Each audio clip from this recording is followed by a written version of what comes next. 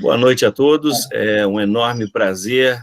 Nós temos o nosso ciclo de palestras do Anatomia Team House, hoje com a brilhantíssima presença do professor Dr. Rafael Zorzi, um cardiologista de mão cheia, literalmente, é meu cardiologista pessoal, é meu grande amigo de épocas de mestrado, fizemos mestrado junto na UERJ, um grande cardiologista, um grande professor de anatomia. Também aprendi muito com ele. Hoje teremos a satisfação de tê-lo no nosso ciclo de palestras. E, professor, é um enorme prazer, uma honra tê-lo aqui com a gente, e o senhor tem a palavra. A aula é sua. A honra é minha, né, de estar participando desse projeto aí maravilhoso. Babi, você está de parabéns, porque as aulas têm sido ótimas e, assim, me sinto honrado de ter sido convidado para participar desse projeto. Não é? Aí eu preparei aqui uma aula que é muito mais um estímulo nesse tempo de pandemia, nesse tempo de quarentena. A gente está afastado das atividades acadêmicas e acaba que, às vezes, alguns aí desanimam, ficam meio, né, largam um pouquinho os estudos de lado. E essa aula é uma aula que eu vou fazer uma comparação aqui de alguns métodos de imagem aplicado à anatomia cardíaca. E isso é uma área que eu gosto muito particularmente, porque eu trabalho com isso. Eu trabalho com medicina nuclear, em cardiologia, e gosto do assunto, gosto de imagem cardiovascular. Então, o que a gente vai fazer hoje é uma apresentação muito mais como um estímulo para vocês conhecerem, verem essa parte maravilhosa aí, que é a anatomia cardíaca, e os métodos de imagem que vão estar relacionados a ele. E é uma área muito promissora, uma área que está crescendo muito, é uma área que tem muita coisa ainda para ser descoberta, muita coisa ainda para ser desenvolvida, então é uma área aí promissora. A cardiologia já é especialmente, né, interessante, né? Sou suspeito para falar, desde que eu comecei a estudar anatomia do coração, eu já gostei de tudo que se relacionava à cardiologia, e aí depois migrei para essa área de imagem cardiovascular, que é fascinante. Então, eu vou primeiro mostrar uma anatomia geral aqui do coração, né, uma revisão rápida, até porque esse não vai ser tanto o objetivo da aula, vocês já tiveram, a maioria de vocês, aulas sobre anatomia cardíaca. Eu vou relembrar algumas coisas e vou mostrar como os métodos de imagem vão se relacionar com isso e como é importante você saber a anatomia cardíaca para você compreender os métodos de imagem que você vai receber no seu consultório no dia a dia. Uma coisa que eu sempre falo para os alunos nunca se esqueçam que quando a gente mostrar numa aula de anatomia uma imagem, alguma coisa, né, relacionada a algum exame complementar, isso vai ser teu dia a dia em muito breve. Né? Você vai receber pacientes com exames que você vai ter que interpretar, vai ter que ter uma interpretação crítica do exame, vai ter que saber como indicar cada exame desses, isso tudo vai exigir uma base. Isso que a gente vai mostrar hoje, eu vou mostrar aqui alguns métodos diagnósticos, e assim, só para vocês terem uma ideia, né, todos esses métodos diagnósticos têm uma formação posterior à especialização em cardiologia. Então, quando você resolve se tornar um cardiologista, você termina os 6 anos de faculdade, faz uma residência de clínica médica de 2 anos, que é um pré-requisito, a outra residência médica de cardiologia com mais 2 anos, e depois disso você pode se especializar em alguma área cardiovascular. 1 a 2 anos de residência em eco, 2 anos de residência em imagem cardiovascular, 2 anos de residência em hemodinâmica, e aí você vai vendo que essa formação do cardiologista especializado em imagem é mais longa, muitas vezes, do que a própria faculdade. Então, o que eu vou fazer aqui é uma pincelada rápida para vocês poderem entender aí algumas coisas e conseguirem se fascinar por essa área também. Então, para começar na anatomia do coração, a gente sabe que o coração está localizado dentro do tórax e numa área específica que a gente vai chamar de mediastino. O mediastino é aquele espaço dentro do tórax que está entre os 2 espaços pulmonares, entre os campos pulmonares. Então, você está vendo aqui nesse corte sagital mediano o mediastino, e aqui a divisão dele em regiões. Primeiro, eu traço uma linha aqui que vai do ângulo external até aqui a base da vértebra T4, e isso vai dividir acima dele, até aqui a abertura torácica superior, uma região que a gente chama de mediastino superior. O mediastino superior vai conter ali A aorta, a raiz dos vasos da base, vai conter a traqueia, a divisão dela ali, né, entre os dois brancos principais, a carina. E abaixo dessa linha, eu tenho aqui 3 regiões, que são o mediastino anterior, o mediastino médio e o mediastino posterior. O coração e o pericárdio, eles formam os limites aqui. O pericárdio vai formar os limites ali, contendo o coração, do mediastino médio.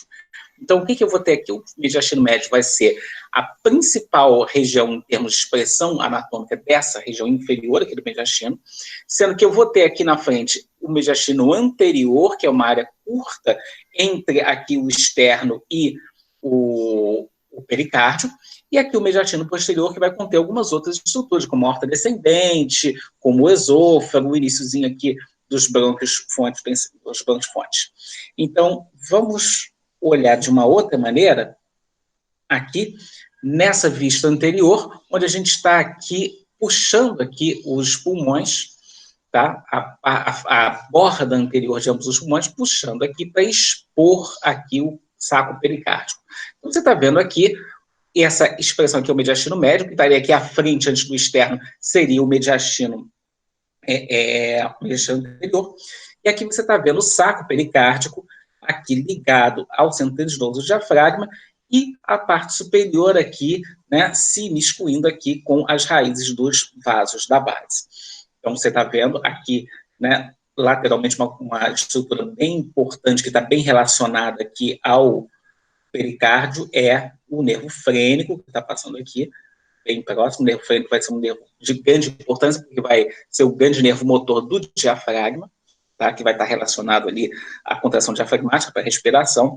Isso aí vai ter uma série de consequências em termos de manipulação, e aí o nosso colega já brilhantemente falou na aula de anatomia cardíaca orientada à cirurgia cardíaca, sobre o nervo frênico, e aí se vocês não viram, vejam, porque está sensacional, tá? Todas essas aulas aqui do projeto, elas vão para o YouTube depois, e aí vocês podem rever e ver o que vocês não viram ainda, vale muito a pena ver essa aula. Então, você está vendo aqui o pericárdio fibroso, que é essa parte mais externa, e a gente vai abrir ele aqui para mostrar o coração em si.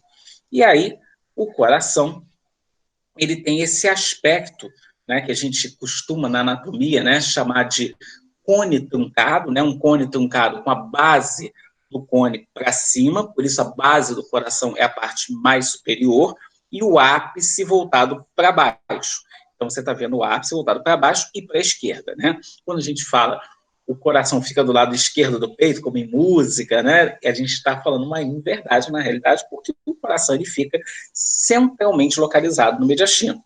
O que acontece é que o coração ele tem uma forma rodada, de forma que eu vou ter a ponta dele não apontando para baixo, no centro, na linha mediana, mas a ponta vai estar deslocada para a esquerda. Então, é um cone que está deslocado para a esquerda. Então, o que você vai ver aqui? Por conta dessa posição cardíaca, as 4 cavidades cardíacas não ficam alinhadas com a linha mediana. O que eu tenho é uma rotação do coração e uma posição da ponta virada para a esquerda. Então, eu vou ter uma característica curiosa e interessante aqui, que é o seguinte: eu tenho aqui a cavidade do ventrículo direito, como a cavidade mais anterior do coração, você está vendo aqui o ventrículo direito. O ventrículo esquerdo ele fica lateralizado e mais para trás.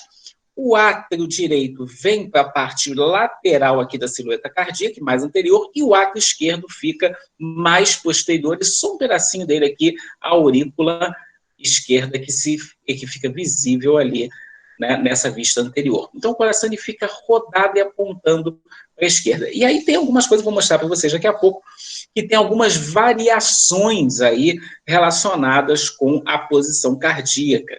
Não é? E aí essas variações de posição cardíaca também vão ser interessantes e importantes quando a gente vai estudar algumas questões de como obter os métodos, as imagens pelos métodos que a gente vai mostrar. Então, por conta disso daqui, nesse corte que a gente está vendo, corte horizontal, você vai ver que logo atrás do externo eu tenho aqui a cavidade do ventrículo direito. Então, aqui você vê o ventrículo direito, a parede dele mais fina, isso aqui é uma coisa né, bem visível em qualquer peça anatômica e na maioria dos métodos de imagem. Aqui o ventrículo esquerdo, repara que o ventrículo esquerdo ele fica mais posterior, tá? Ele está posteriorizado em relação ao ventrículo direito, que é o que fica logo atrás do externo. A ponta do coração voltada aqui para frente, repara que a borda anterior dos pulmões realmente cobre um pouquinho o coração aqui, e isso vai ter importância quando a gente vai analisar, por exemplo, o ecocardiograma, tá? Porque se eu tiver um pulmão hiperinsuflado, ele pode se insinuar aqui mais anteriormente, puxar o coração um pouquinho para trás, afastar um pouquinho o coração da parede torácica, dificultando a visualização dele em alguns métodos. Você está vendo aqui o átrio direito, bem aqui na parte direita da silhueta cardíaca, e o átrio esquerdo bem posterior, aqui em contato, inclusive, com o esôfago, que é uma coisa que vai ser muito importante quando a gente falar do eco transesofágico. Aqui você vê a válvula tricúspide, a válvula mitral, o septo interventricular aqui. E aí vamos para a próxima aqui, para mostrar como é que, então, isso vai se projetar para a superfície do tórax. Aqui você está vendo, né, que se eu jogasse aqui a projeção dessa área cardíaca na superfície do tórax, eu teria esse desenho que você está vendo aqui. O coração basicamente fica atrás do externo, com dois pontos superiores aqui, que marcam a base do coração.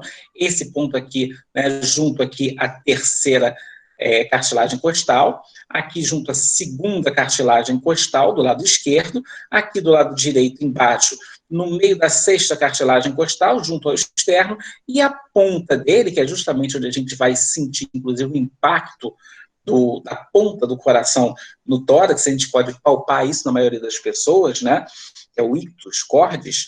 Eu vou ter ele aqui, né, no quinto espaço intercostal, aproximadamente aqui na linha hemiclavicular. Então, isso daqui é importante porque a gente vai usar também como meio de localização para gerar alguns desses nossos métodos que a gente vai ver. Além dessa questão da posição cardíaca, a gente tem algumas situações, isso aí eu vou ressaltar para vocês, porque isso pode modificar um pouquinho o aspecto do coração em alguns métodos. A gente tem corações que são mais horizontalizados, são mais verticalizados, e corações que são rodados. A gente tem corações mais rodados em sentido horário ou em sentido anti-horário. Aí, quando a gente fala sentido horário e anti-horário, isso é uma coisa que sempre confunde um pouco as pessoas. Eu tenho aqui um eixo longitudinal do coração, tá? Aqui eu tenho, né, marcado aqui a artéria descendente anterior ou interventricular anterior, que vai estar no sulco interventricular anterior, que separa, né, o ventrículo direito do ventrículo esquerdo. Eu vou usar ela ali como um marcador desse sulco que separa os dois ventrículos. E aqui o que eu vou ter mostrando para vocês como é que esse coração pode estar rodado. Ele pode estar, né, um pouco mais rodado para a esquerda, que a gente chama de anti-horário, tá? Ou rodado para a direita, no sentido horário. Então, essas alteraçõezinhas aqui causam algumas mudanças na nossa imagem. Então, a gente está vendo aqui, por exemplo, aqui o eixo longitudinal, e aqui eu tenho as duas rotações possíveis. Aqui mostrando o ventrículo esquerdo e o ventrículo direito, e o sulco interventricular, que fica marcado na superfície bem nitidamente pela artéria descendente anterior. Tá? Então, você vê que se eu tenho aqui uma rotação para a direita, uma rotação horária, né, o que vai acontecer? O meu ventrículo direito, ele fica mais anteriorizado ainda, e o meu ventrículo esquerdo fica ainda mais posteriorizado.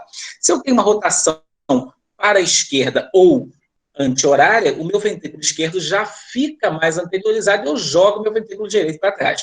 Normalmente, o que a gente vê é essa posição aqui, né, normal, mas eu tenho aqui alterações possíveis que podem me complicar isso aqui. E essas alterações não só podem ser alterações normais do coração, variações anatômicas, como podem ser consequência de doenças também. Se eu tiver, por exemplo, uma hipertensão pulmonar e um aumento do ventrículo direito, eu posso rodar mais esse coração, né, para a direita e causar mais ainda o deslocamento do ventrículo esquerdo ali para trás.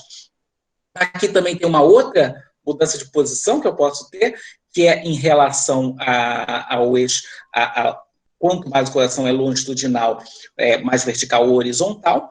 tá? Então, tem pessoas mais magras, né, mais longilíneas, o coração mais verticalizado, e pessoas mais brevilíneas, o coração mais horizontalizado.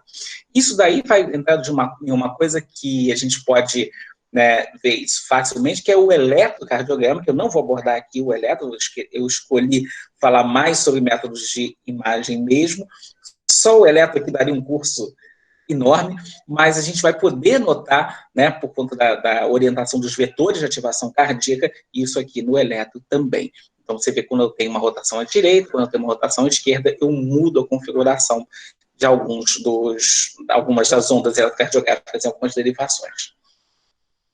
Aqui mostrando o padrão normal, onde você vê que o ventrículo esquerdo fica, né, mais né, junto aqui ao externo, o ventrículo direito mais junto ao externo, o ventrículo esquerdo um pouco mais para trás, uma rotação horária, botando esse ventrículo direito mais ainda para frente, mais posterior ao ventrículo esquerdo, e uma rotação anti-horária, levando o ventrículo esquerdo um pouquinho mais para frente.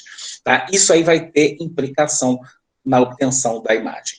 Uma outra coisa que o coração difere de todo o resto, e aí vai ter umas consequências que eu vou falar depois, mais tarde, é que o coração ele tem uma ampla movimentação. Então, você está vendo aqui duas ilustrações mostrando o coração em sístole e o coração em diástole. Então, o coração em sístole e diástole, ele muda de volume, ele muda de tamanho, muda de posição. Então, o coração é o tipo da coisa que você não tem muito uma posição fixa dele. Diferente de um rim, por exemplo, de um fígado, por exemplo, que pode até se movimentar com um movimento respiratório, ou movimento de musculatura abdominal, mas que tem uma posição mais fixa. Então, quando a gente faz uma imagem cardíaca, a gente tem que lembrar que a gente está fazendo uma imagem de algo que está em movimento. Então, muitas vezes é difícil a gente conseguir uma imagem do jeito que a gente quer. Então, para isso, a gente tem uma série de técnicas que a gente usa, vou mostrar principalmente quando eu falar da medicina nuclear, que são as técnicas de imagem relacionadas a gatilho por eletro. Então, você vai ver ali quando é ativação ventricular e a contração cardíaca, e você vai ver o coração em várias fases do seu ciclo. Você vai fazer uma média daquilo para expor ali o coração. Uma coisa interessante disso aqui é que, por exemplo, os pulmões têm uma ampla movimentação, mas quando eu vou fazer uma tomografia, eu simplesmente peço para o cara respirar fundo, né? Prender a respiração, e aí pronto, está resolvido, o pulmão está imóvel. Eu não posso pedir para o cara parar de bater o coração. Então, assim, isso é muito mais difícil, e aí eu tenho muito mais detalhezinhos aí que eu vou ter que analisar. Para começar, a coisa mais antiga de todas, que é a radiografia de tórax, né? A radiografia de tórax era tudo que a gente tinha algumas décadas atrás, né, em termos de método de imagem. Hoje em dia, ainda é uma coisa de extrema importância pela disponibilidade que a gente tem.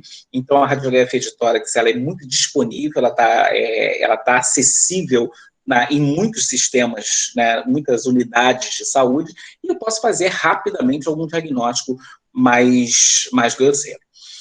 Quando a gente fala da radiografia de tórax, duas projeções são essenciais. Então, eu nunca posso esquecer que sempre que possível eu vou fazer uma radiografia em projeção frontal e lateral.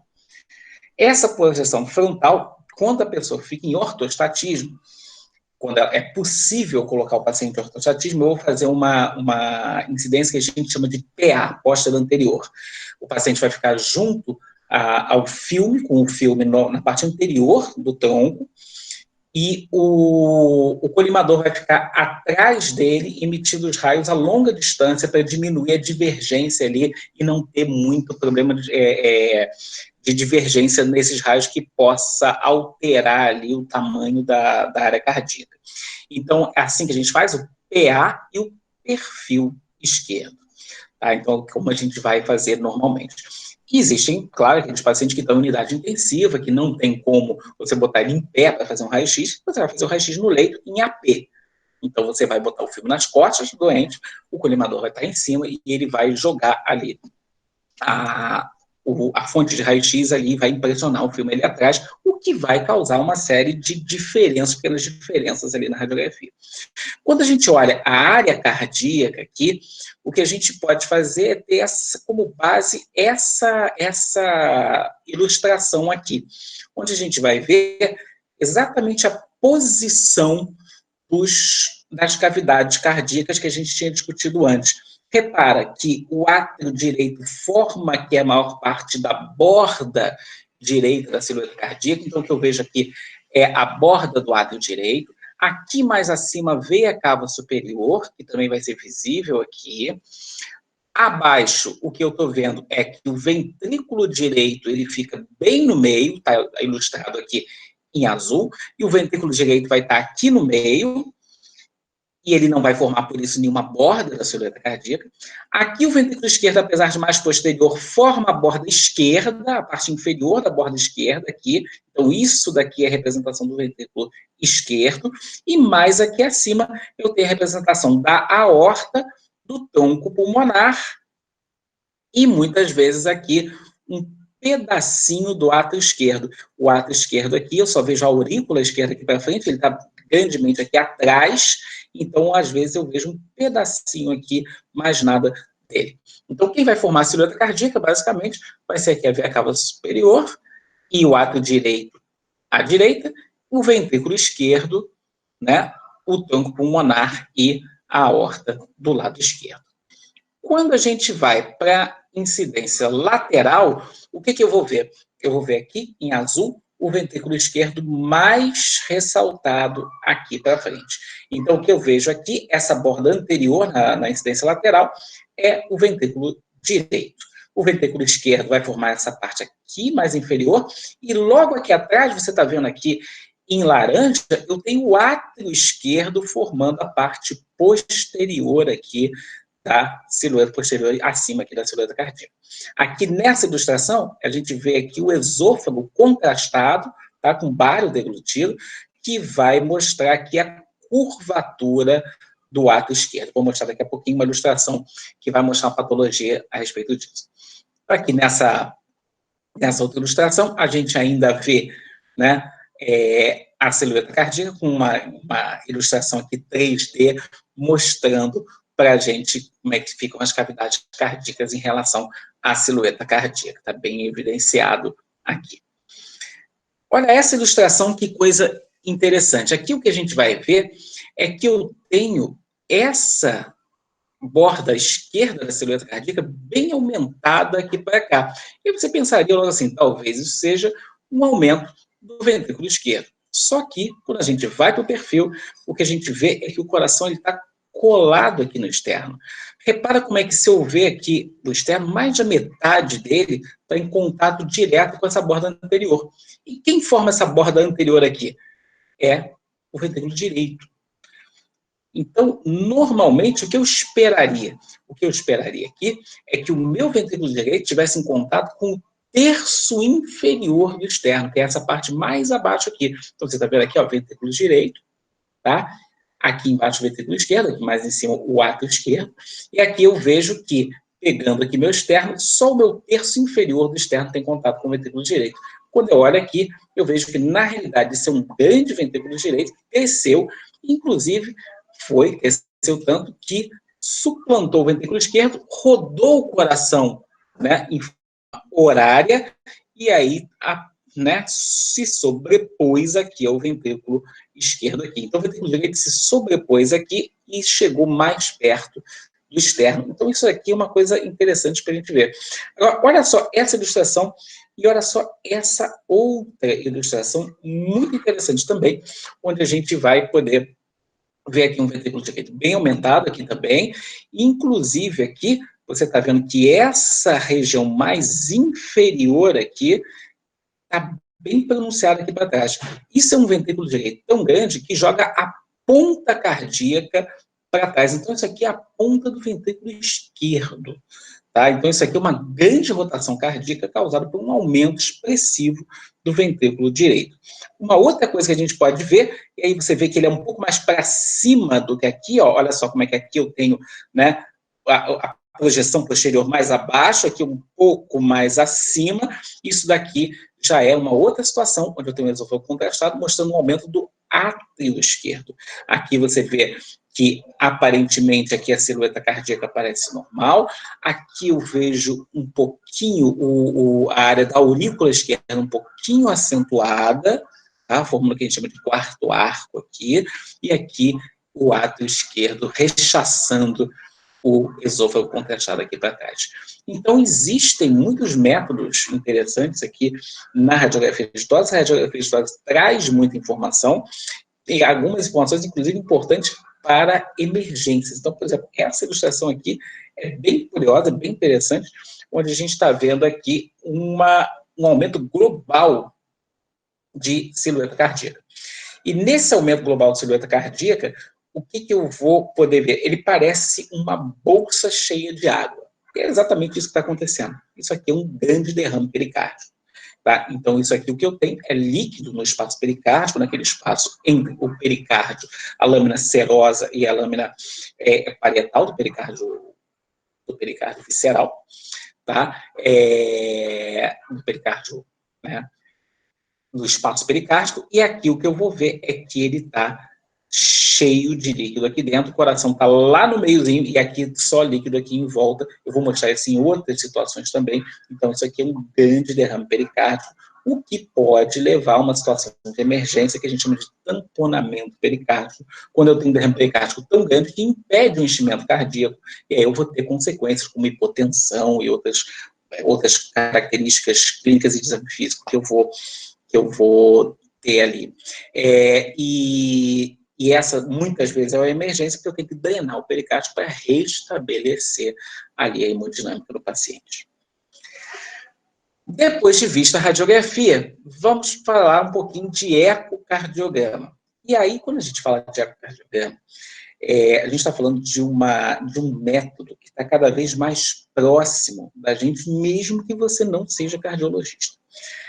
O ultrassom, atualmente, é considerado o famoso quinto pilar do exame físico. Então, hoje a gente já tem aparelhos de ultrassom disponíveis na maior parte dos CTIs. Então, se você for um intensivista, você pode ter um aparelho de ultrassom à disposição, que é uma ferramenta importantíssima para complementar o teu exame físico doente grave. Então, se você tem essa ferramenta, você tem que ter uma ideia de como fazer o ecocardiograma, mesmo que você seja um intensivista, não cardiologista. Existe até atualmente sondas que você compra um transdutor, né, menor, que você liga no teu celular, e você vai com o teu celular e com o transdutor e consegue acessar uma série de informações sobre o coração e sobre o pulmão, sobre outras coisas também, e isso está cada vez mais disseminado. Tá? Então, hoje em dia, o intensivista ele tem a obrigação de ter uma noção de ecocardiograma. Assim como a gente auscultava antigamente, a gente ainda ausculta, óbvio, né? Mas assim como é tão comum como auscultar, em breve vai ser você fazer ultrassom desse paciente. Então, o ecocardiograma é a aplicação do ultrassom ao coração. Então, você tem aqui um transdutor, né? Você tem aqui impulsos elétricos que se transformam aqui, né, numa onda sonora, que vai até o órgão, qualquer órgão que você queira examinar, o coração, pulmão, fígado, e ele é refletido de maneira diferente, por diversas estruturas diferentes, e volta como um pulso de eco. Um eco como se a gente estivesse falando numa caverna e ouvindo nossa voz de volta. Então, esse pulso é captado por esse mesmo transdutor e levado de novo ao aparelho, onde ele é transformado em imagem. Então, parte de um sinal elétrico, pelo transdutor ele vira um pulso de ultrassom, é refletido, essa reflexão gera um eco, um pulso de eco, que é percebido pelo transdutor, transformado de novo em sinal elétrico, e vai gerar uma imagem para a gente. E aí, antigamente, o que a gente sempre falava na época de faculdade é que aquilo ali parecia um mistério absoluto. A gente olhava ali, aquele ultrassom, botava o transdutor, não via nada, e você achava que aquilo ali era quase que uma mágica, você conseguia entender o que estava ali. Como os aparelhos estão mais precisos, e a gente também agora tem muito mais intimidade com o ultrassom, a gente acaba agora vendo tudo que a gente achava que era fantasia daquela época, né? É engraçado como é que as coisas na medicina vão se adaptando, se tornando cada vez mais disponíveis, até que a gente incorpore elas no nosso dia a dia.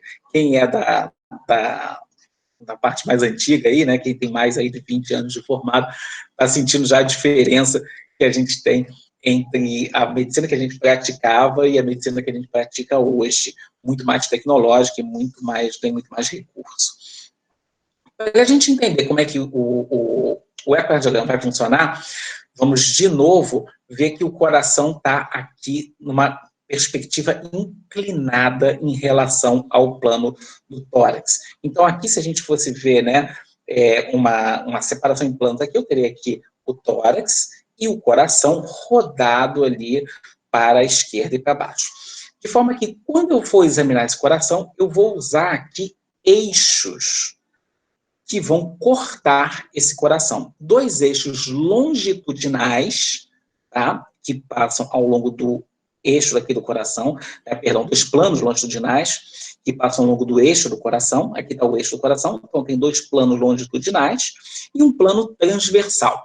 A gente chama esse plano transversal daqui de cortes de eixo curto, tá? Ou cortes, né, coronais, e aqui eu tenho os 2 eixos longitudinais, que são o eixo horizontal e o eixo vertical, tá? Então, horizontal, vertical, e aqui coronal, ou, se a gente preferir, chamado eixo curto, né? Então, são os 3 tipos de corte que a gente vai usar.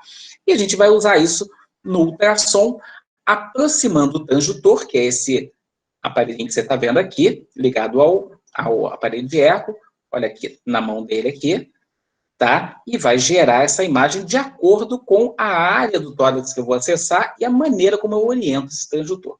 Então, aqui eu tenho as janelas ecocardiográficas, que é onde eu posso aproximar meu transdutor e ali avaliar o ultrassom cardíaco. Dessas aqui, que eu vou ressaltar? A apical, e aí você já imagina que a apical tem a ver com o ápice do coração, que a gente falou ainda há pouco, deslocado para a esquerda.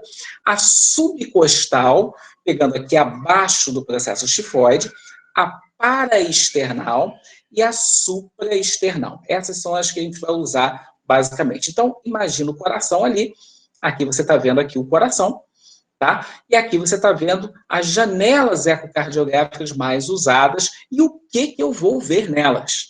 E aí uma coisa interessante é que você tem que ter uma ideia de que janela usar, porque você vai ver em cada um aspecto diferente aqui do coração. Então, aqui, por exemplo, você vê que as imagens são muito diferentes, né? Você vê aqui, ó, uma imagem como essa daqui, é bem diversa dessa daqui, que é bem diversa dessa, que é bem diversa dessa. Então, vejo estruturas aqui que eu não vejo aqui que eu não vejo aqui. Então, de acordo com o que eu quiser ver, eu vou ter que entender como eu estou cortando esse coração. E, para isso, eu tenho que saber anatomia cardíaca. Então, aqui você está vendo, eu vou explicar cada uma dessas janelas e o que a gente está vendo em cada uma delas. Então, vamos lá.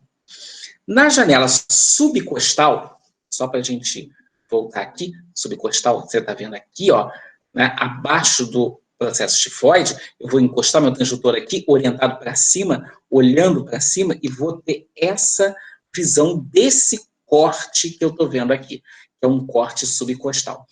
Esse corte subcostal, ele é muito útil e muito usado pelo não cardiologista.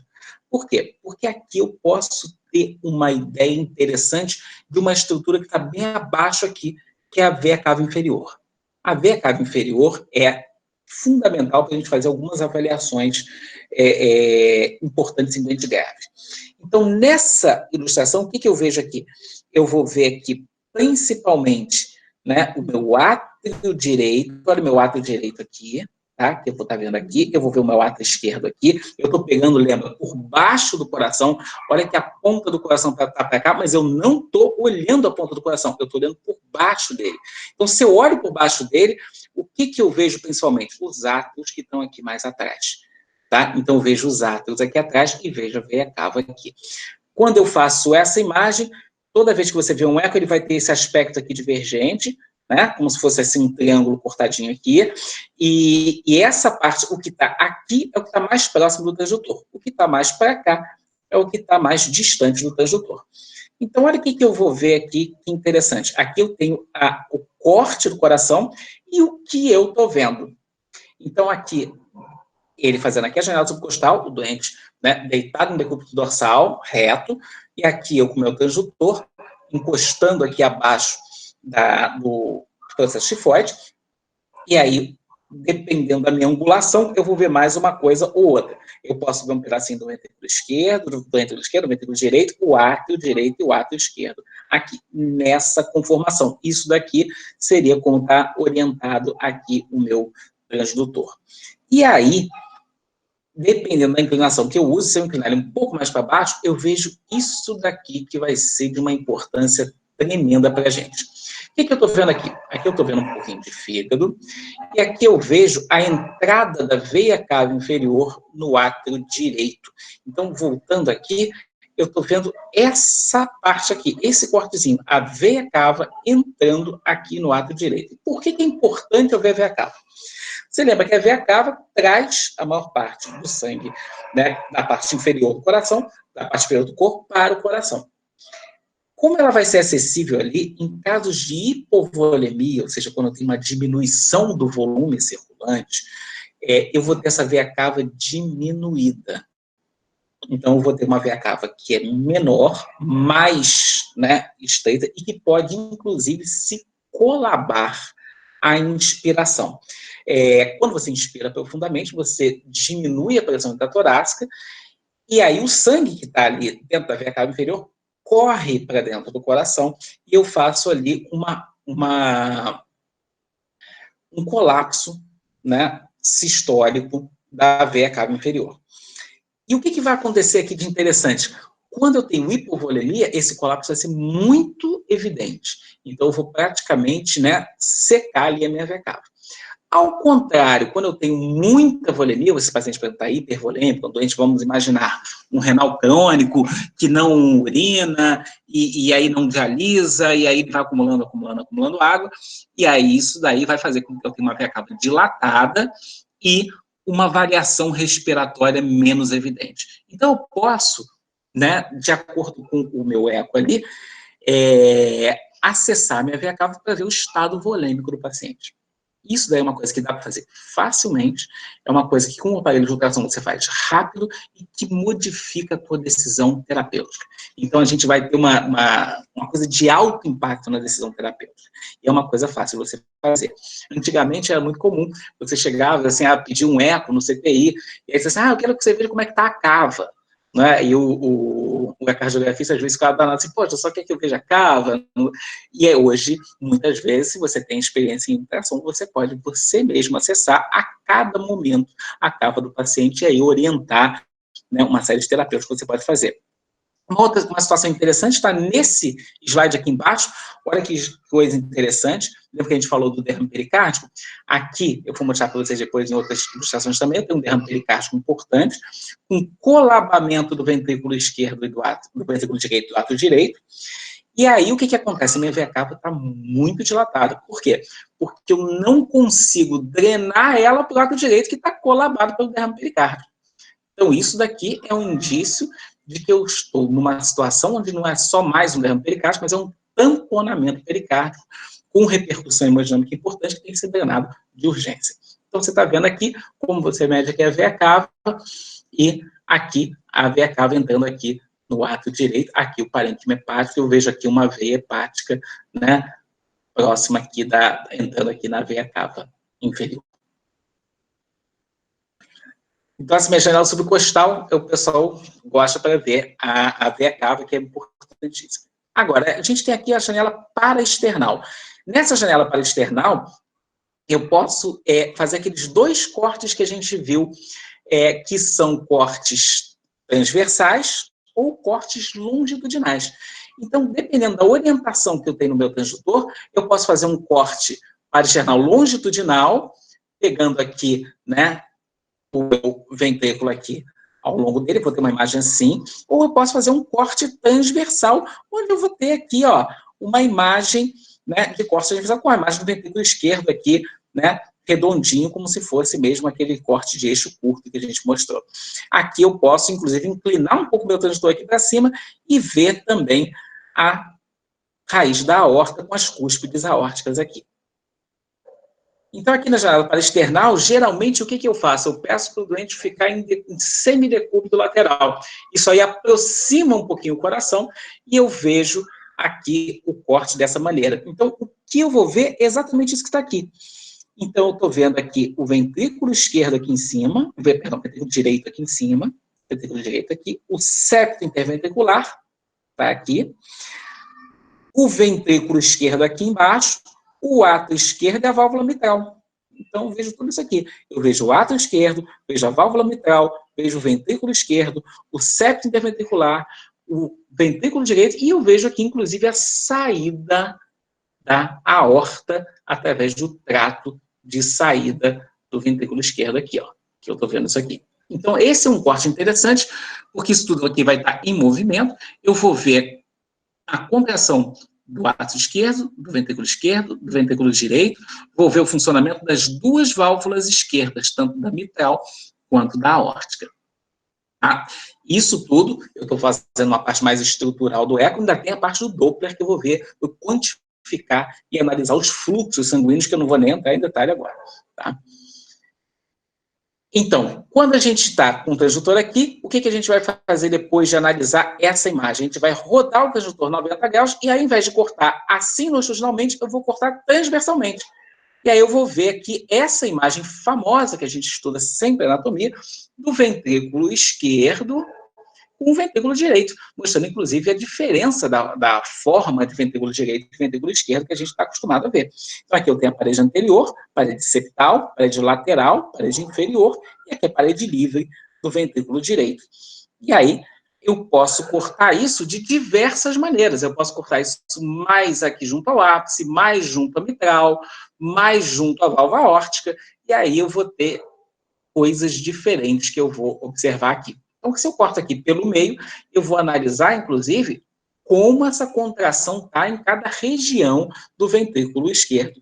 Então, se eu tiver, por exemplo, uma sequela de um infarto anterior, eu vou ver que essa parede anterior que visualizo aqui vai ter menos mobilidade, vai estar mais afilada, demonstrando ali uma área de cicatrização.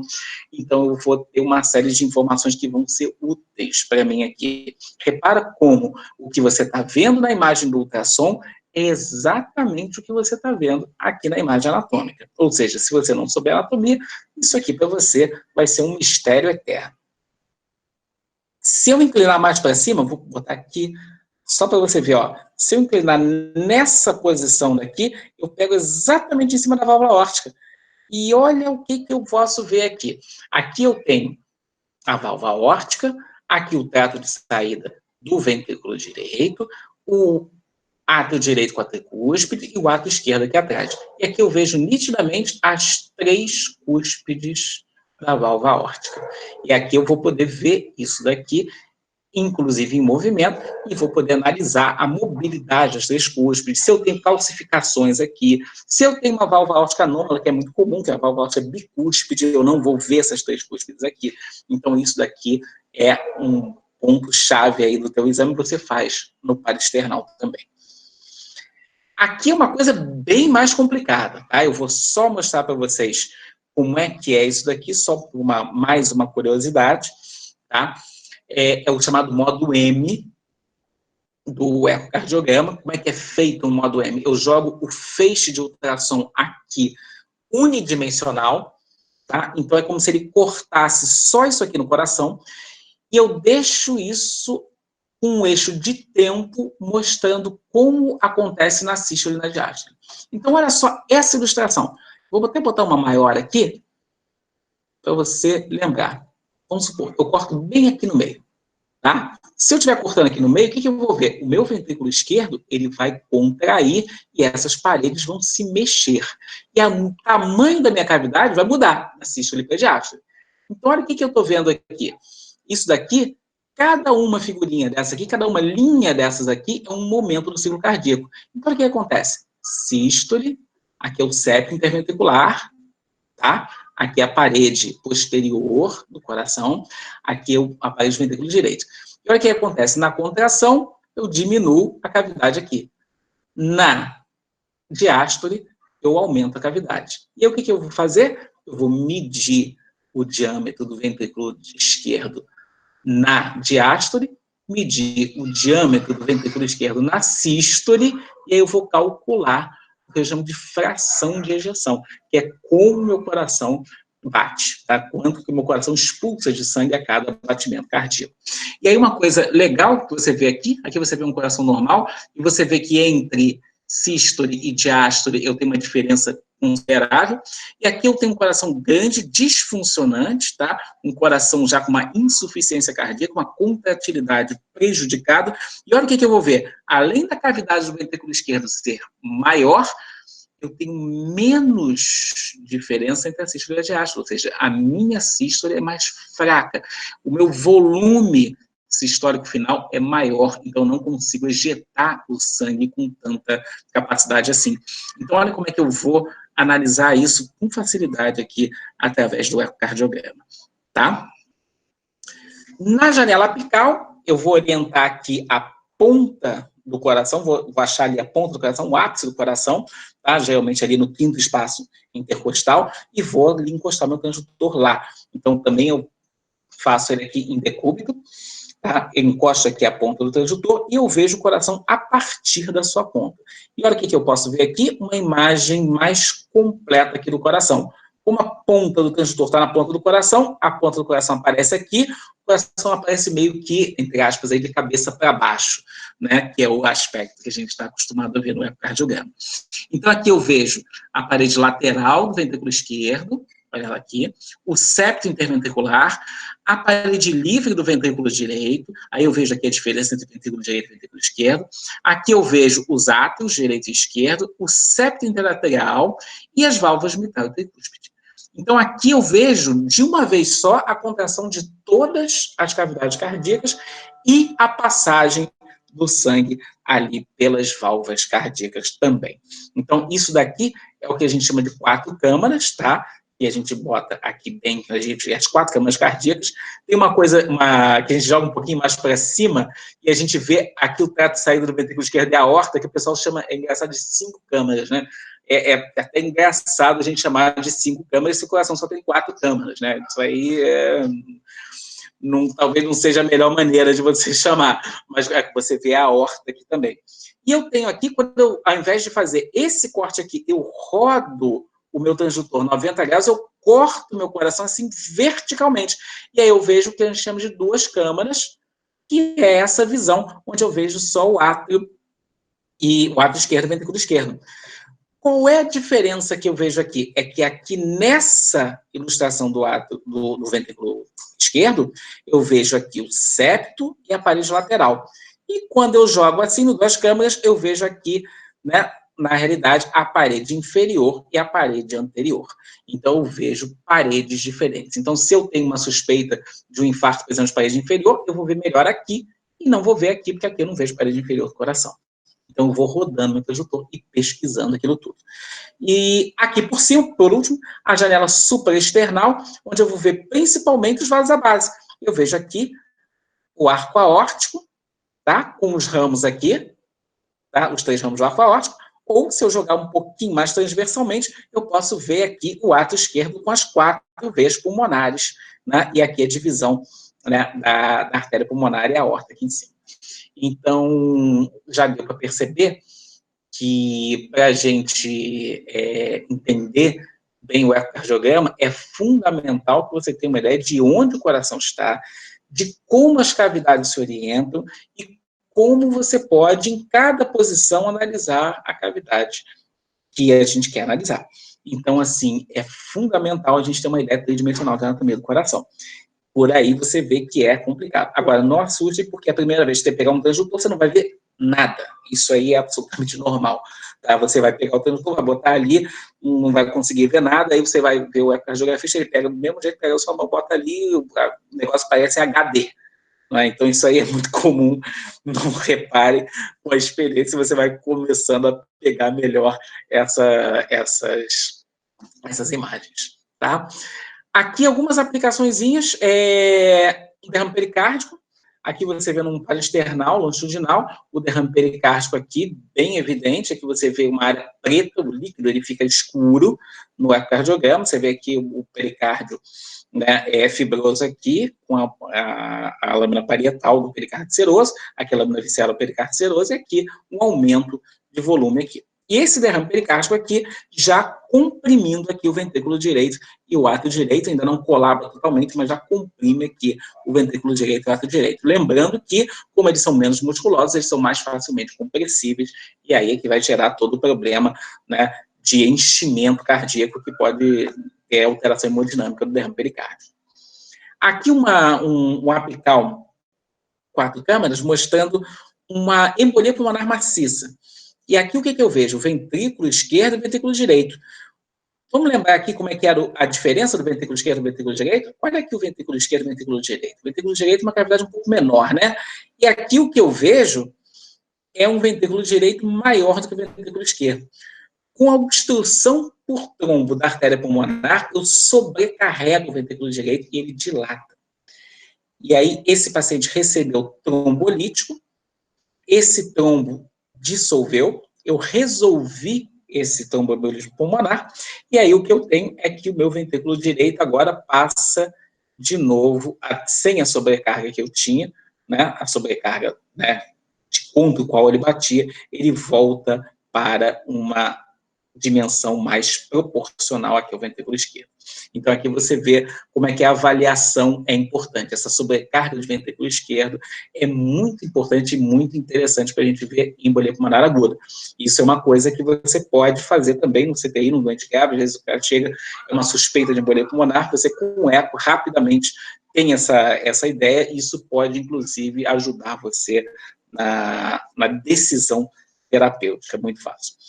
Uma outra coisa que a gente vai ter é o eco transesofágico. O eco transesofágico, eu introduzo a minha sonda pelo esôfago e vejo meu coração por trás.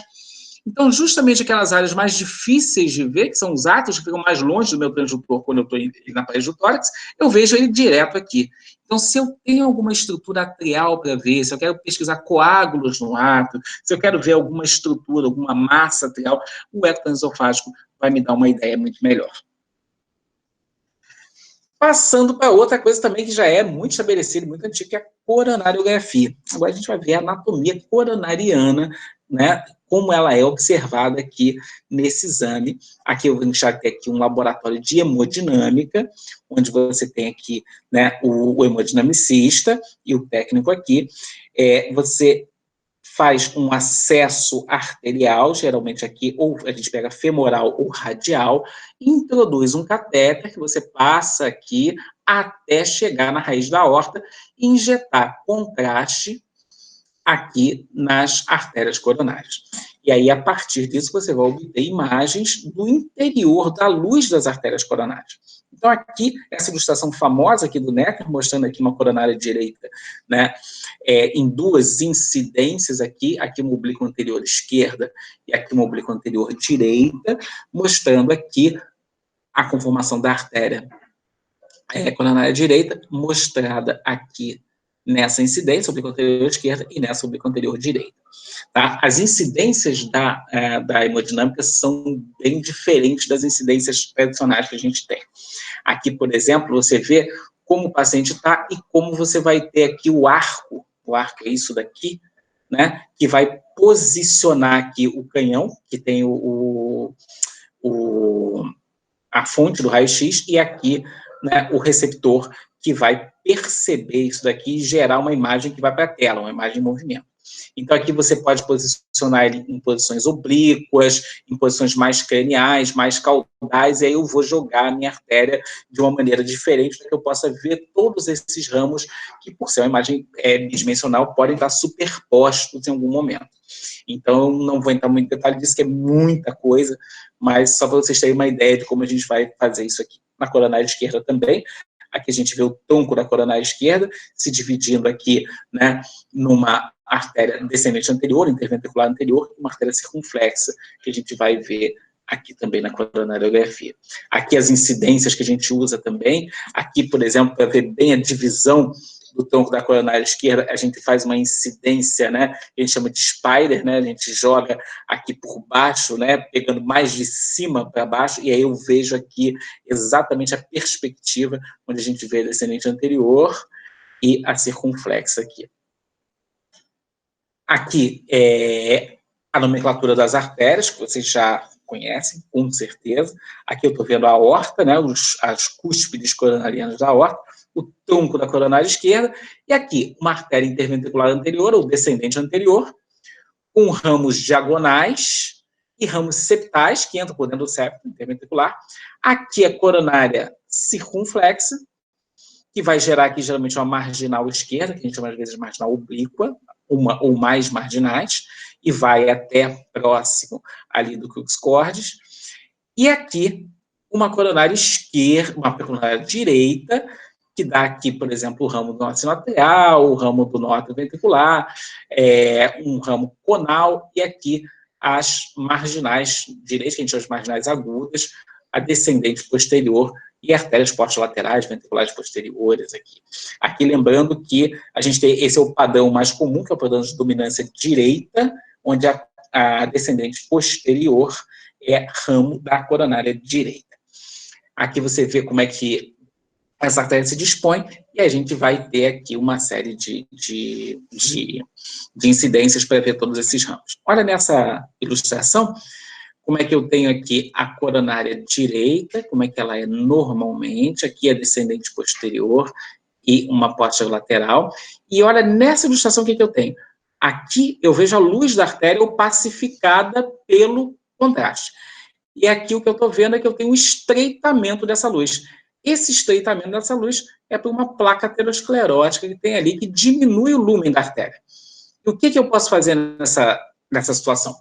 Eu faço uma intervenção percutânea, onde eu posso aqui passar um guia, um catéter com balão, inflar esse catéter com balão aqui, fazer uma angioplastia dessa região, né, esmagar essa placa aqui junto à parede da artéria e liberar o lumen da artéria aqui.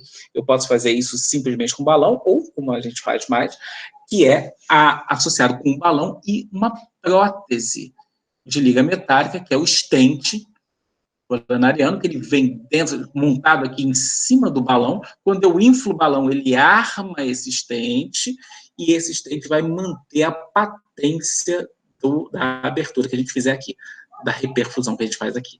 Então, aqui, depois que eu tiro o catéter, o stent fica ali dentro e mantém essa artéria aqui aberta com mais facilidade. Tá? Então, o interessante da coronariografia é que eu posso ter essa questão em relação a uma perspectiva diagnóstica e terapêutica. Tá? Aqui você vê, por exemplo, quando você injetou aqui no tronco da coronária esquerda, você não vê praticamente nada. Isso aqui é uma oclusão de tronco da coronária esquerda, uma coisa curiosa, né, que a gente fala que o tronco da coronária esquerda, né, a lesão de tronco da coronária esquerda é chamada lesão fazedora de viúvas, né, porque tem um altíssimo índice de mortalidade. Esse doente aqui, depois de angioplastado, a gente via aqui as duas artérias aqui, a descendente anterior e a circunflexa, né, reabitando aqui, depois de colocar esse stent aqui no tronco da coronária esquerda. Então, isso aqui salva a vida da pessoa. Aí vem alguns métodos um pouquinho mais novos. E aí a tomografia computadorizada, vou mostrar aqui um pouquinho de cada aparelho para vocês verem como é que é. A tomografia computadorizada é interessantíssima. Aqui você vê uma imagem de tomografia computadorizada do coração. Você está vendo aqui o ventrículo esquerdo, o átrio direito, o átrio direito, o ventrículo esquerdo, átrio esquerdo. Você está vendo aqui, né, a parede lateral do ventrículo esquerdo, o septo, a parede livre do ventrículo direito. Então, você tem uma definição aqui interessante. Você vê que a imagem é muito bem definida. Essa imagem, ela pode ser reconstruída tridimensionalmente, e aí eu vou ter uma imagem como essa, belíssima, que eu estou vendo aqui, né? Isso aqui é, né, praticamente aquilo que a gente tinha visto naquela imagem do Netter no início, né? Então, você está vendo aqui o ventrículo direito, a artéria pulmonar, eu vejo, inclusive, aqui as cúspides, aqui o átrio direito, aqui o ventrículo esquerdo, e eu vejo aqui o principal objetivo que a gente tem na tomografia hoje, que é observar aqui as artérias coronárias. Então, eu vejo aqui a coronária direita e a coronária esquerda aqui já bifurcada em descendente anterior, circunflexa. Então, talvez a coisa mais interessante da tomografia seja a angiotomografia, né, que é uma maneira de você ver a forma e as obstruções das artérias coronárias sem ter que fazer um exame invasivo, sem ter que introduzir um catéter até a aorta, apesar dele ainda exigir contraste, é muito menos invasivo que a coronariografia. Então, a angiotomografia de artérias coronárias tem ganhado muito espaço, principalmente quando a gente vai investigar aqueles doentes que têm um pouco menos de probabilidade cardiovascular. Se o cara já tem evento agudo, isso aí você já geralmente vai para a hemodinâmica direto, porque você já trata também. Mas em pesquisa de coronariopatia em doentes de um pouco menos probabilidade, é interessante você usar a tomografia como um método menos invasivo. E aqui você pode reparar essas artérias aqui. Aí eu vou mostrar para vocês umas ilustrações de variações muito interessantes. Você na tomografia pode reconstruir em vários cortes. E aqui a gente tem um corte onde a gente vê a aorta ascendente, o iníciozinho da aorta ascendente, aqui a coronária direita, saindo aqui do seio de Valsalva, não coronariana, aqui o tronco da coronária esquerda se bifurcando em circunflexa e descendente anterior. Esse é o padrão normal. E aqui a gente vai ver algumas coisas diferentes na angiotomografia. Então aqui eu estou vendo a coronária direita certinho, mas aqui eu não tenho tronco da coronária esquerda. Aqui eu tenho a origem independente da circunflexa e da descendente anterior diretamente do seio de Valsalva aqui. Outra situação.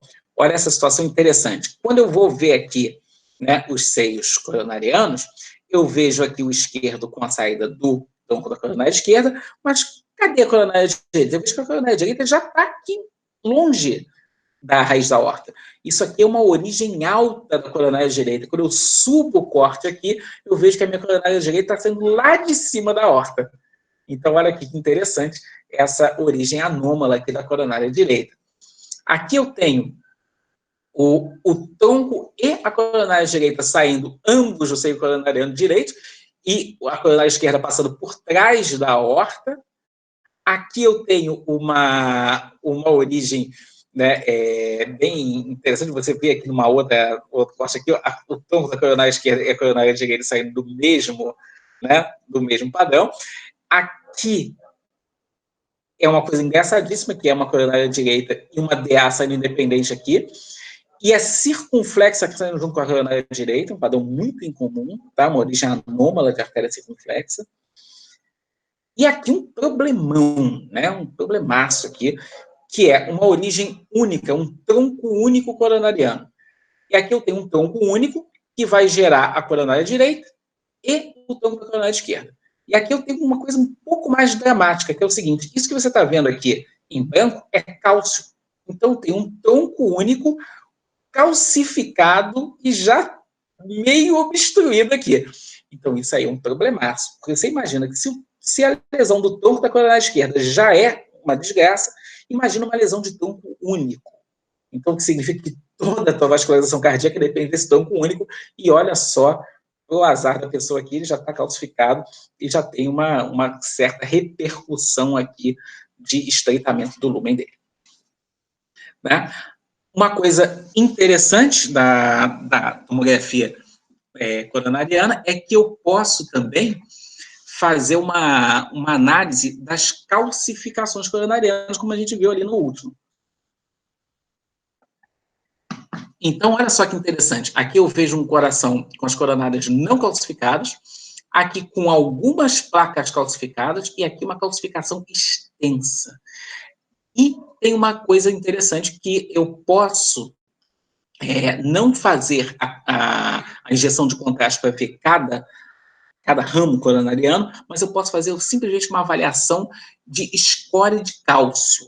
E aí, essa avaliação de score de cálcio, eu não uso contraste, eu vejo só calcificação, eu não vou ver as ramificações nem nada disso, eu vou quantificar totalmente o cálcio dentro da coronária, uma quantificação global, e aí, esse score de cálcio em valores absolutos ou em valores relativos aos percentis para a idade, eles vão evidenciar maior ou menor risco de eventos coronarianos futuros.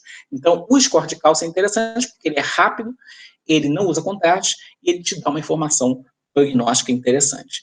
Então, é uma coisa bem bacana. Olha aqui, uma outra coisa legal aqui, que a gente vê na anatomia, são as pontes miocárdicas.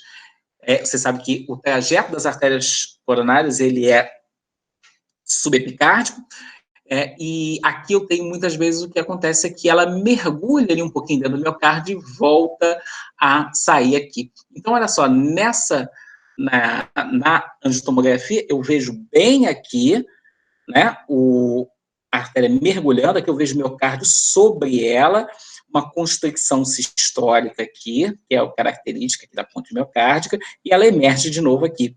Na coronariografia, que eu vejo aqui do lado, eu não vejo bem o miocárdio, então eu posso ter dúvida se isso aqui é uma ponte coronariana ou não. Aqui não deixa dúvida nenhuma. Então, você está vendo aqui que a avaliação aqui das pontes miocárdicas é uma coisa interessante para você fazer com a tomografia. Aqui uma correlaçãozinha que a gente tem entre a angiotomografia, que viu uma placa aqui na descendente anterior, e a coronariografia, confirmando isso daqui. Eu posso tratar isso daqui depois. Aqui uma placa calcificada, tá vendo? Ó? Aqui também, ó, na descendente anterior, uma placa menos calcificada. Repara que eu posso ter placas calcificadas ou placas não calcificadas. Aqui, a correlação que a gente tem entre a angiotomografia e a coronariografia. Tá? Então, aqui na angiotomografia, eu vou ter essa vantagem de ter um exame menos invasivo. Então, para quem tem menos chance de doença, é mais interessante fazer ele do que fazer a coronariografia. Depois disso, ressonância nuclear magnética.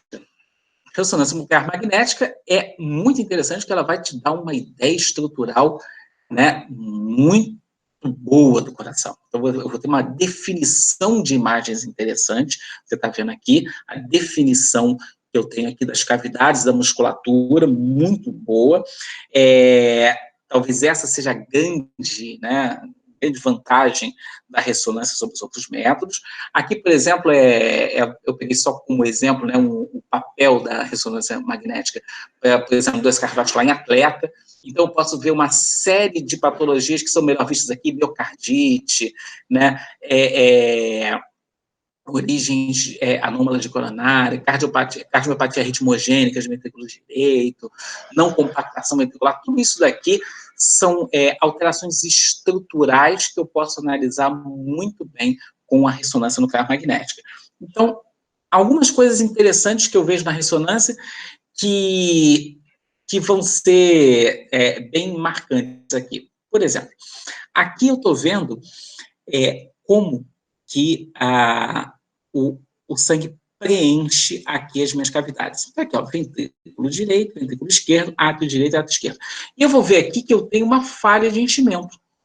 Isso daqui é uma avaliação de uma massa intracardíaca, é um tumor. Isso aqui, na realidade, é um feocromocitoma extra-renal, extra-suprarrenal. Então, você está vendo aqui, ó, a marca dele aqui, a avaliação de massas cardíacas é muito bem feita pela ressonância nuclear magnética. Uma outra coisa que a gente vai fazer, injetando contraste com gadolínio, né, que é o meio de contraste que a gente usa para a ressonância, eu vou ver imagens de inflamação, né, de atividade inflamatória.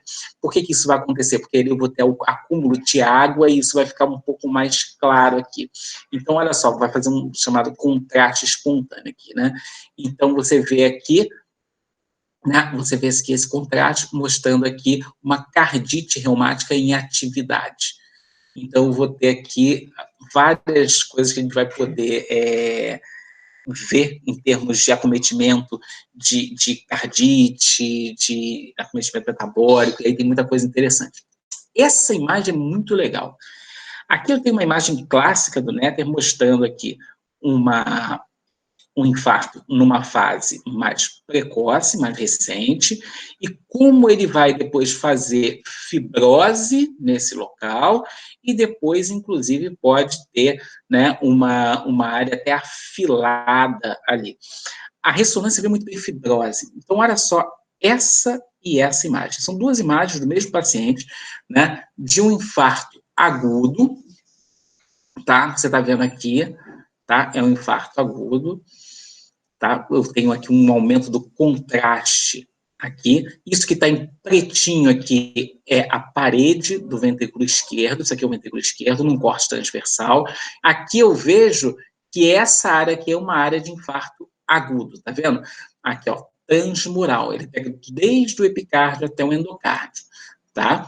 E aí você vê isso daqui pegando aqui a parede inferior e inferolateral, compatível com a coronária direita. E isso daqui, 5 meses depois. Você repara que o que aconteceu? Eu demonstro ainda que a área de fibrose e aqui a parede já mais afilada, exatamente como aconteceu aqui. Então, essa cicatrização mostrando aí o afilamento dessa parede aqui inferior, inferolateral do coração. Então, isso aqui a gente vê, inclusive, aqui a cavidade um pouquinho já remodelada, né, um volume maior aqui, então é uma coisa interessante. Aqui mostrando as áreas, né, de acometimento nos infartos, aqui, por exemplo, parede anterior, aqui é aquele corte transversal que a gente está acostumado, com septo, parede anterior, parede posterior, parede lateral e ventrículo direito. Aqui você vê, né, a parede anterior e anteroseptal, característico de doença de descendente anterior.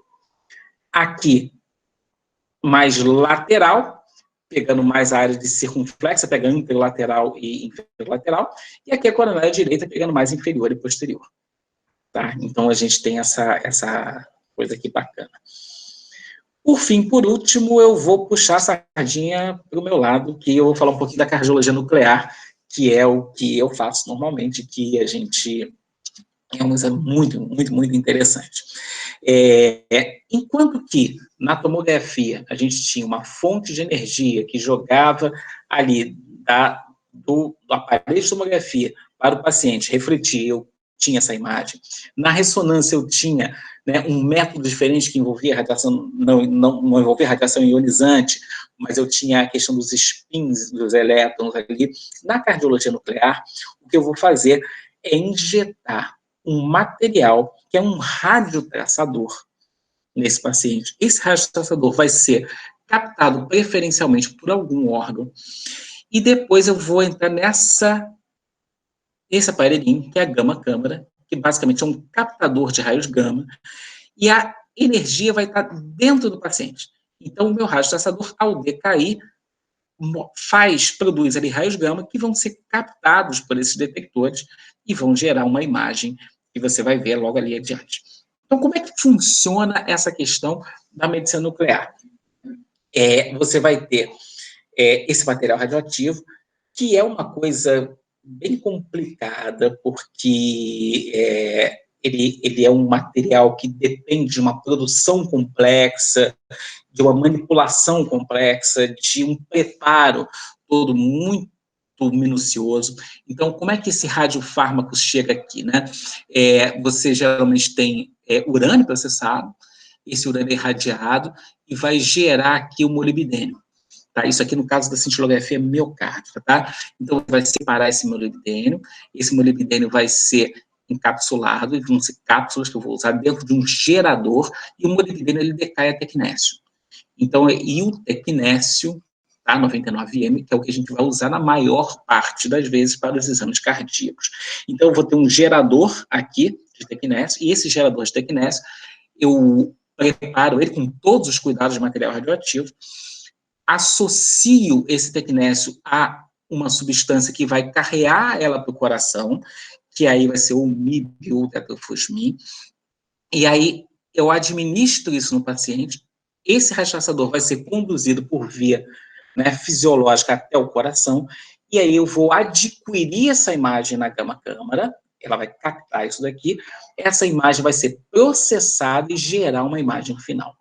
Então, é um exame de muitas etapas e muito complexo. Para começar, o complexo é que a gente não produz tecnécio aqui no Brasil, né? Todo o nosso material é importado. Canadá, África do Sul, Israel. Então, esse material ele tem que ser feito em outro país, né? Ele vem por meios especiais, com todos os cuidados do material radioativo, ele chega aqui, ele é transportado até a clínica de uma maneira especial, ele é manipulado na clínica de uma maneira especial. Então, é um exame muito interessante, muito complexo logisticamente, mas vai dar para a gente umas informações muito interessantes. Então, você está vendo aqui os órgãos e quais são alguns dos radiotraçadores que a gente usa para cobrir os órgãos. Aqui no coração, por exemplo, nessa ilustração, ele mostrou aqui o Tecnésio 99N, que é um isótopo radioativo, que ao decair gera raios gama que vão ser observados aqui. Então, vamos ver como é que a gente faz o nosso principal exame, que é um exame de... o exame de cintilografia miocárdio de perfusão em estresse e repouso. Aí eu quero parar um minuto para vocês entenderem como é que funciona a coisa. Enquanto que a gente viu até agora exames muito anatômicos, a medicina nuclear faz, a ressonância também pode fazer isso, tá? Mas a medicina nuclear faz uma coisa muito interessante, que é um exame funcional. Então, é um exame mais fisiológico do que anatômico. Como é que a gente vai fazer isso? A gente vai indicar esse exame para quem a gente tem suspeita de doença isquêmica cardíaca, ou seja, suspeita de alguma obstrução coronariana, que no teu basal, muitas vezes, não te causa isquemia, não causa dor, não causa dano nenhum, mas que, ao aumentar a necessidade de trabalho cardíaco, ele se torna insuficiente. Então, você tem uma lesão ali que, para um coração que está batendo em repouso, ele deixa passar o sangue suficiente, mas que, ao aumentar a frequência cardíaca, aumentar a força de contração cardíaca, ao subir uma escada, ao fazer uma corrida, o sangue não passa na quantidade necessária ali para que eu possa exercer essas atividades de estresse. Então, o que eu vou ver é justamente essa diferença entre a perfusão em repouso e a perfusão em esforço. Aí como é que a gente faz?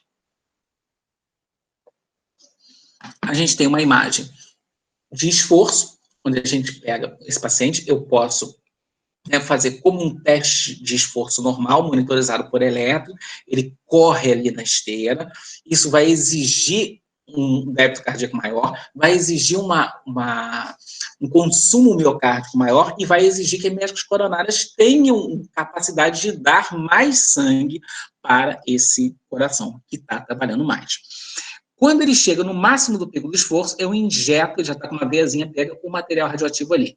Em 1 minuto, esse material se fixa no coração.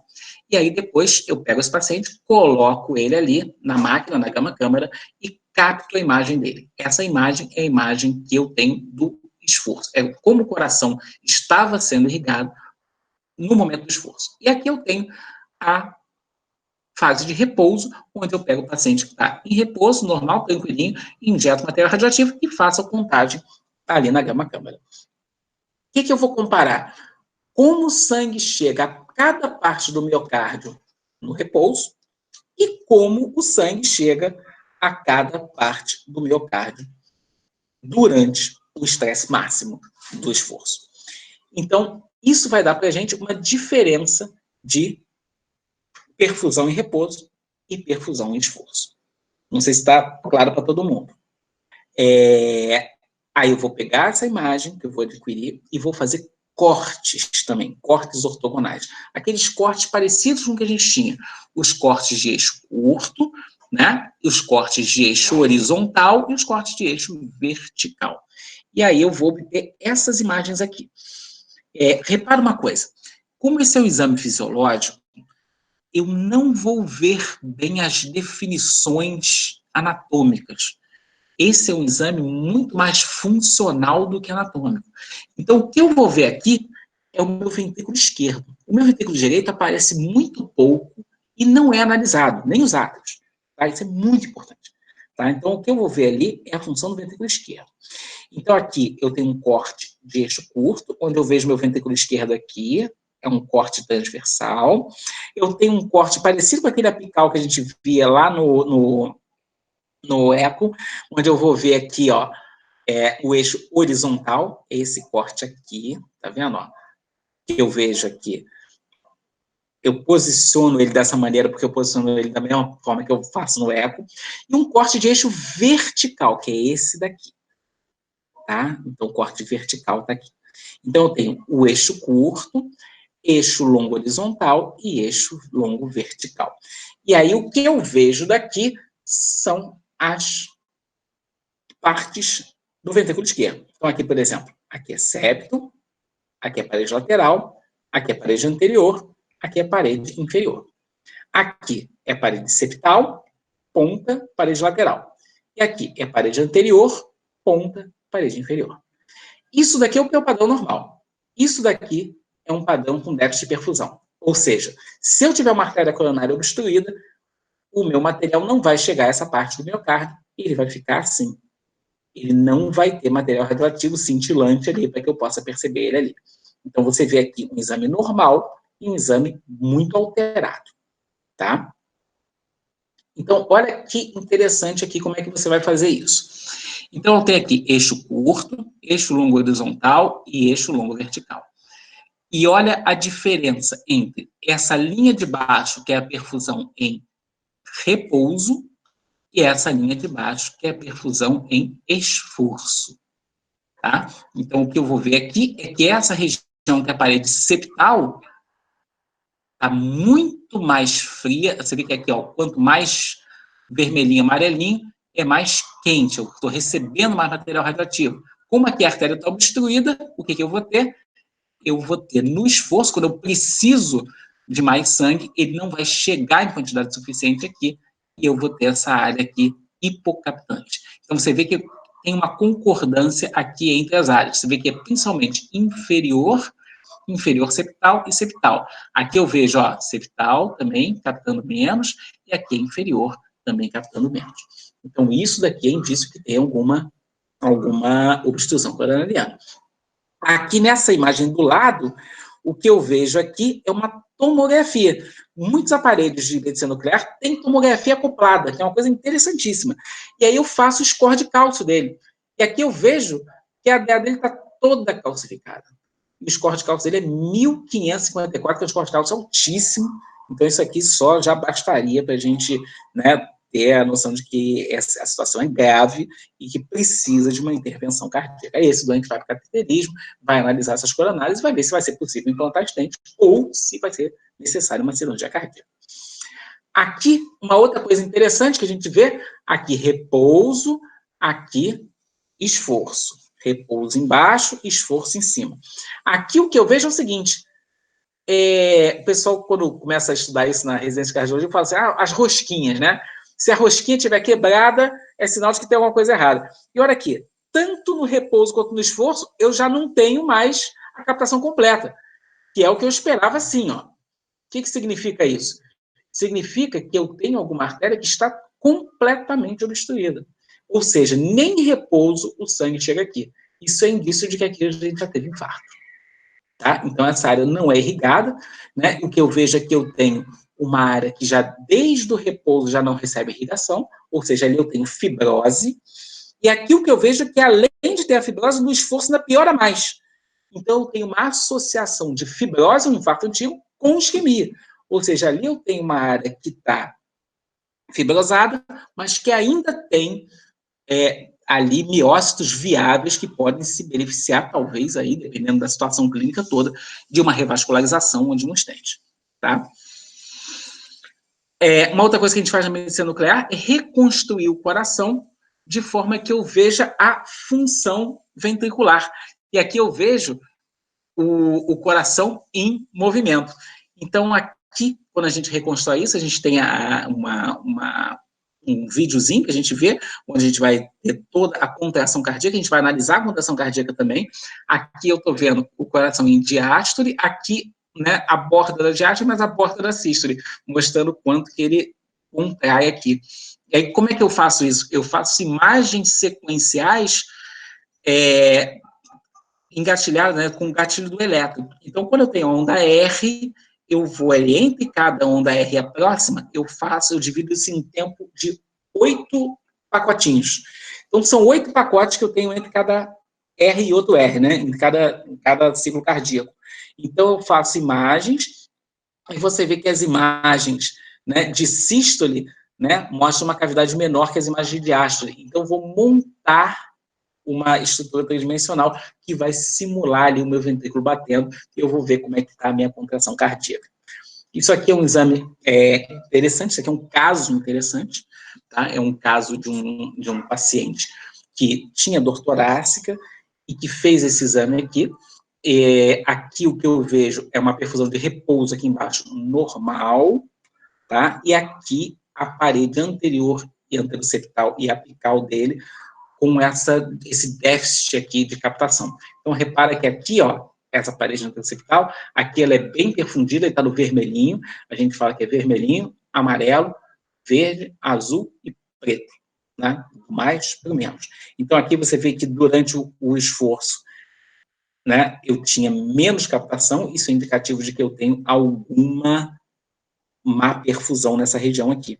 Aqui você vê, ó, parede anterior, septal, também aqui.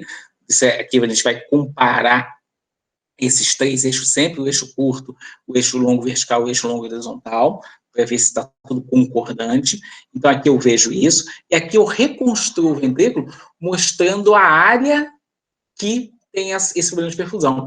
Aqui eu vejo, né, o repouso, e aqui eu vejo o esforço. E olha aqui como é que ele recupera completamente aqui a perfusão. Aqui você vê que essa área é uma área bem grande, aquele desenho artéria aqui em cima, isso aqui é só uma ilustração, não é um exame que veja a artéria, mas isso aqui é só ilustrativo, vou mostrar aqui a descendente anterior, tá? E aqui uma quantificação que eu tenho dessa área que tem isquemia. E aqui eu chego num total de 23% de isquemia. A gente sabe que quando a gente tem mais de 10%, isso já é grave, tá? E aqui, no cateterismo, eu vejo antes uma lesão da descendente anterior, que você está vendo aqui, e depois do stent, com o stent implantado, a recuperação aqui da patência da artéria, tá? Aqui outras ilustrações relativas à medicina nuclear. Aqui, né, a gente está mostrando um aparelho justamente que faz essa junção de tomografia com medicina nuclear, e aí eu posso, né, somar a imagem nuclear à imagem da tomografia. Isso é interessante porque uma das principais limitações da medicina nuclear são as atenuações, como a radioatividade parte de dentro do paciente para fora, se eu tiver algum obstáculo ali no meio, eu posso dificultar o meu raio gama sair dali, eu posso dar uma impressão errada de isquemia. Então, isso é muito comum, por exemplo, em prótese mamária. Quando eu tenho uma mulher com prótese mamária, essa prótese pode atenuar ali, pode dificultar essa captação do material radioativo, do raio gama. E o que essa minha fusão de imagens faz? Ele vai pegar cada densidade que a gente vê na tomografia que está à frente do coração, então vamos supor que a gente tivesse uma prótese mamária aqui, ele veria essa densidade, e ele calcula o quanto essa densidade tira da energia do raio gama e faz a correção automaticamente.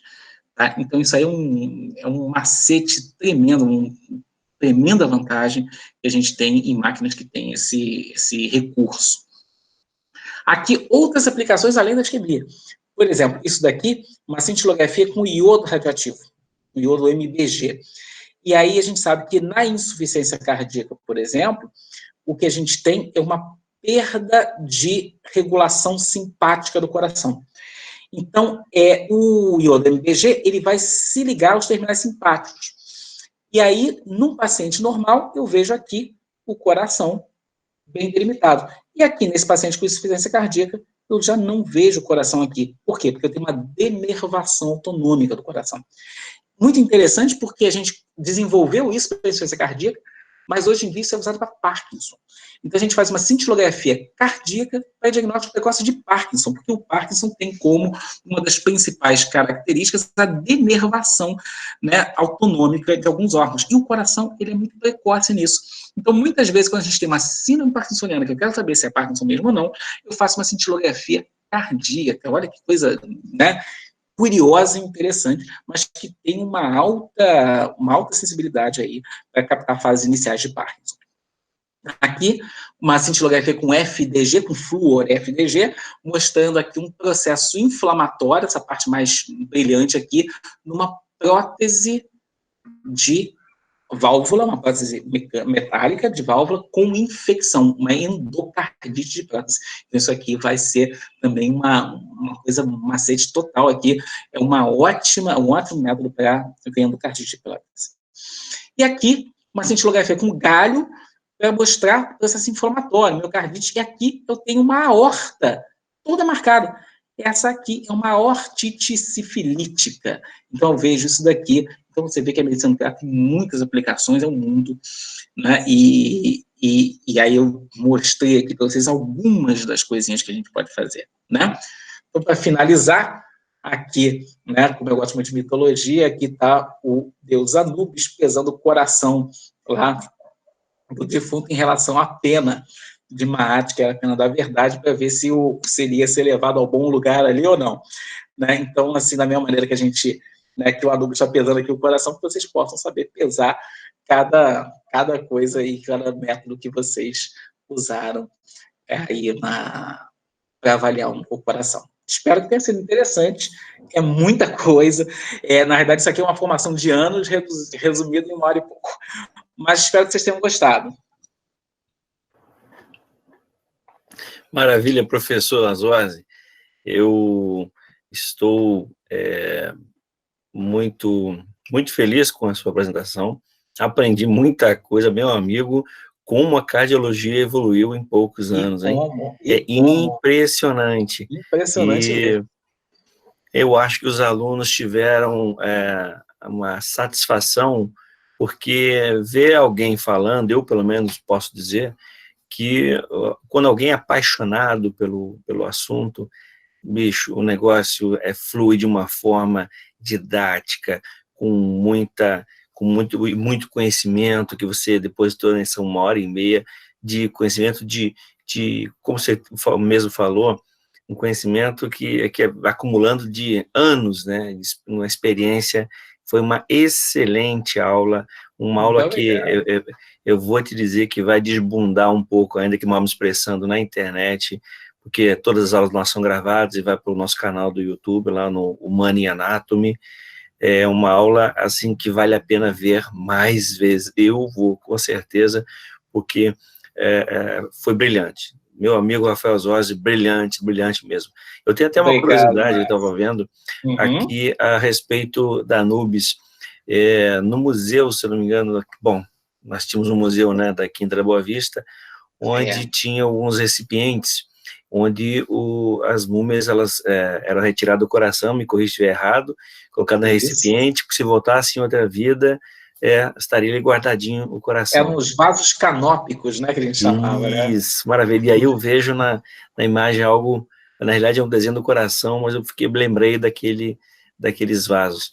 Olha, professor, é um enorme prazer, assim, é incomensurável a satisfação de tê-lo com a gente, de tê-lo aqui no nosso ciclo de palestras. Também vou convidá-lo para outro momento, nós voltarmos e com outro foco. Eu sei que o senhor manda muito bem.